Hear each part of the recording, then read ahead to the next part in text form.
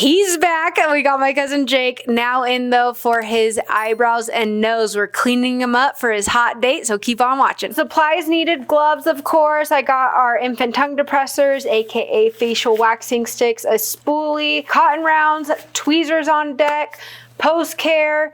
We will also need pre-wax cleanser, pre-wax oil, and I fumbled and I do not have any brow scissors here. Wah, wah, wah. So we are going to unfortunately have to skip on the trim, which honestly his brows don't look too terrible or in need of a trim. So we're going to start with our cleanser. The wax I'm using is our Rebel Wax 50/50 blend, pink cream and clear unscented. All right, starting with a cleanse. You want to be nice and thorough with this part. Then I'm going to be doing his nose as well. Like I mentioned, there's not really much prep needed for nose. And I'm going to do a little cheek cleanup here just to kind of freshen everything up. Now, we don't want to get into beard waxing, but I'm just going to kind of clean them up right here a little bit. I'm skipping on oil. So when do you use oil? When do you use powder? When do you just cleanse? After cleansing, examine their skin. Are they a little bit on the oily side? Then use a little bit of powder. After cleansing, examine their skin. Are they a little bit dehydrated? Use a little bit of oil. His skin looks just pretty normal after cleansing, so we're gonna make sure everything is nice and dry. 2 clean, dry cotton rounds, and just re-going over the areas where I just cleansed. All right, so normally I would then move into trimming. So we trim, we wax, we tweeze. That is the order of operations. But I'm going to just go ahead, kind of brush his brows out. And we're gonna start with the center portion here. So with brow waxing, we use what's called pointer tool method. If you guys do not know what I'm talking about, go ahead and sign up for my free 6-week course. You wanna start there before you start binging my YouTube videos, to be honest with you. It's a good prereq, so you really understand in full what I'm explaining throughout my videos. All right, pointer tool, so you're standing your stick straight up. We're going to start in the middle and then work towards the start of the brow.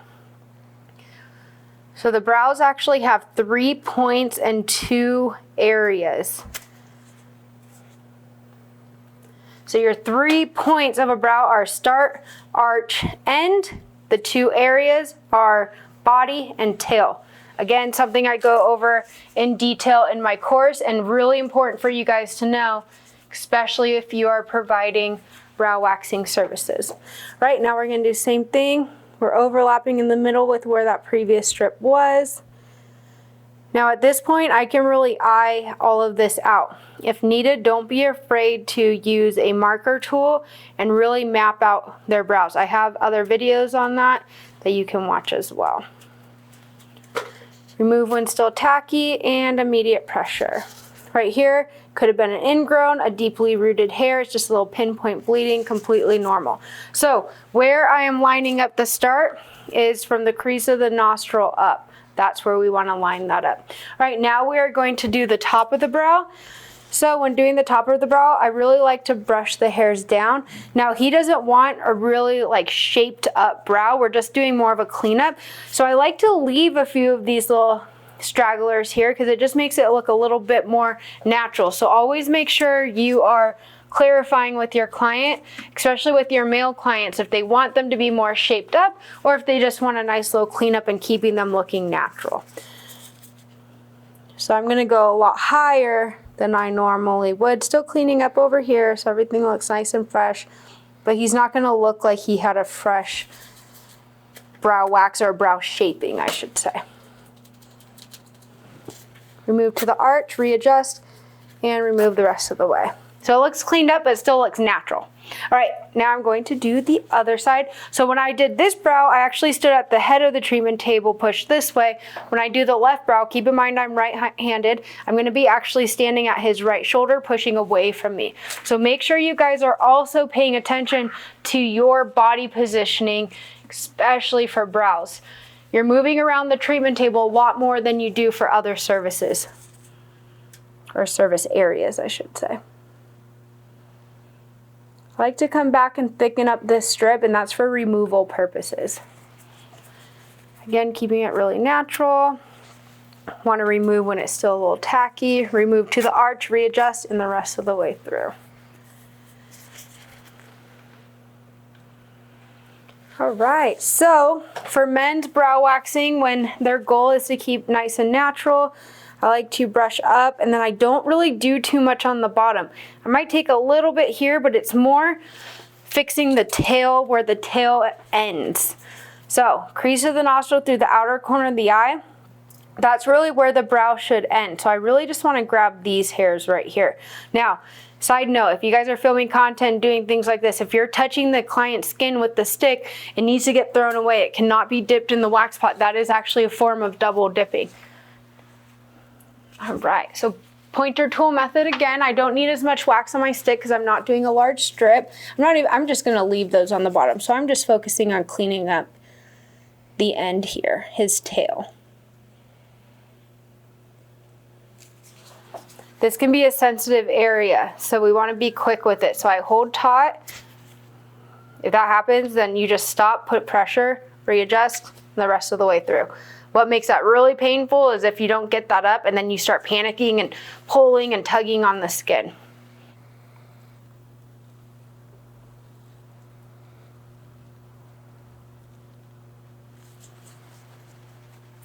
So it's easier for me on this strip to be applying from over here, but for removal, I'm actually going to come over on this side. All right, deep breath, immediate pressure. All right. Looks good, looks super natural. I like it. All right, I'm going to clean up a little bit up here, and then we'll do just a teeny bit on the cheeks.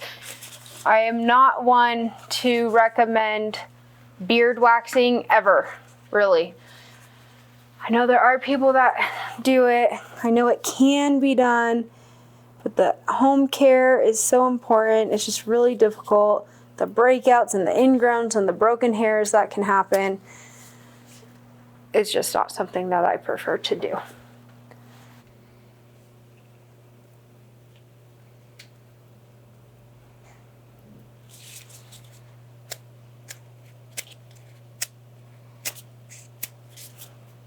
So for cheeks, we're going to do small basic. I'm going to create a little barrier for myself here. I want to be following the direction of the hair growth.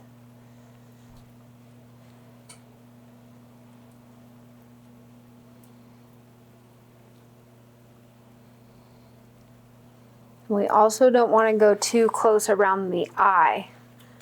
So you never want to pass like where the eye bone is right here. All right, deep breath. I'm just going to do a little right here.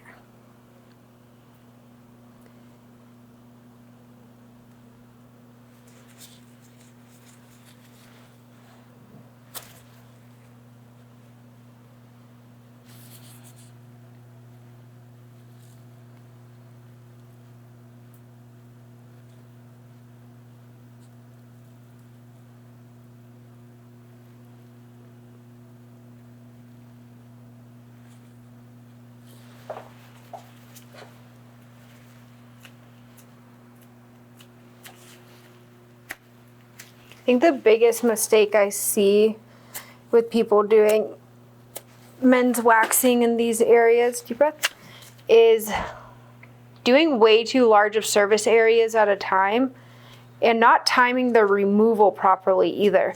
You really do want the wax to be tacky when you remove, no matter what brand it is that you're using. I want to wax the top of your nose. What? Yeah. Why? Because get all those little fuzzies. I might do it. Have you just given up? I can do whatever now, huh? Yeah. All right, deep breath.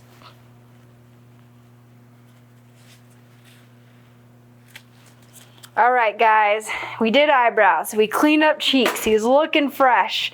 Now we're gonna do nose, and I may even do top of nose as well. When doing a nose wax with a mustache, I like to take a body waxing stick, actually put it right here to protect that, and then go ahead and hold that, Jake. All right, so don't be afraid to enlist your client's help if needed. All right, so we're using a nose pop strip, which is pretty straightforward. You would also use this type of strip for ear as well. I'm not going up into the nasal cavity. We're just kind of superficially getting any hairs that you can visibly see without getting all up in his biz. Nose hairs are important. They are a filtration system.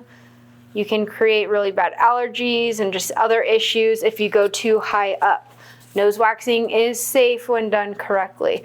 Now, timing removal. I want the wax to still be moldable, but not stringy and wet.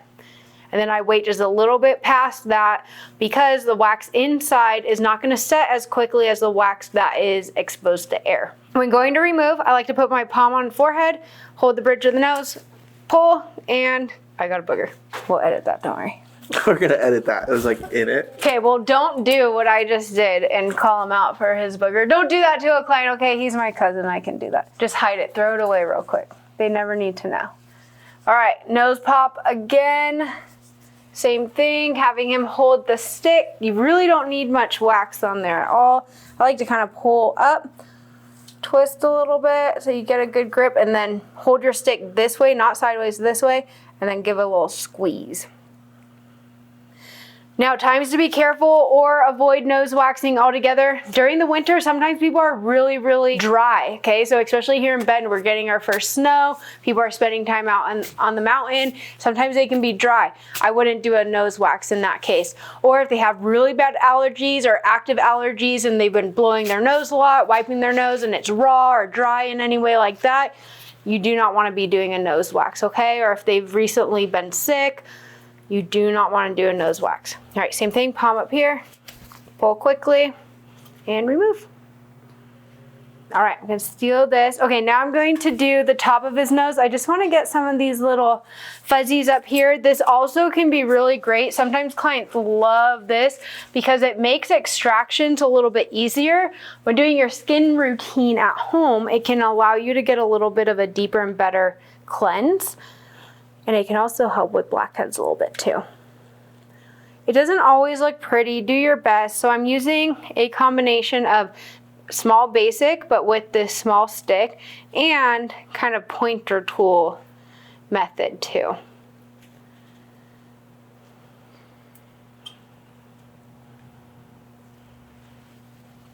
All right, now when I go to remove, I'm gonna start from over here and then work my way in and up. Ooh, so good. It's my favorite. It's like a Bior strip. That's one thing I can brag about with Rebel Wax is the grip is so insane. It can grab, actually remove blackheads. Like at home, I will literally use it as a Bior strip. Has such a solid grip, but it's still so gentle on the skin. Tough on hair, gentle on skin.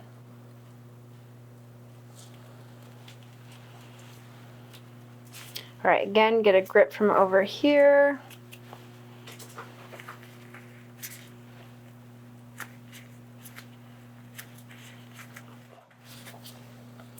By the way, guys, next month, so in March, I will be in New York teaching all about ads at the New York WellBe show, but it was formerly IECSC. They just rebranded this year, but I'd love to see you guys there, so I'll make sure to put that link below.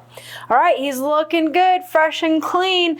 Now there's a couple different options for post-wax care for this service as well. No Trauma Mama by the same company, Relax and Wax. I unfortunately am out here in my filming studio, but I also have by Relax and Wax Just Calm Down on hand. This one's great for facial waxing as well. It is a topical antihistamine, which he's not experiencing that, but it's also very calming and soothing. So I really do like this for post facial waxing. So No Trauma Mama or this are really great options. Smells good, it's soothing, and it will help bring down some of this redness as well, or pinkness, I should say, which is completely normal with waxing.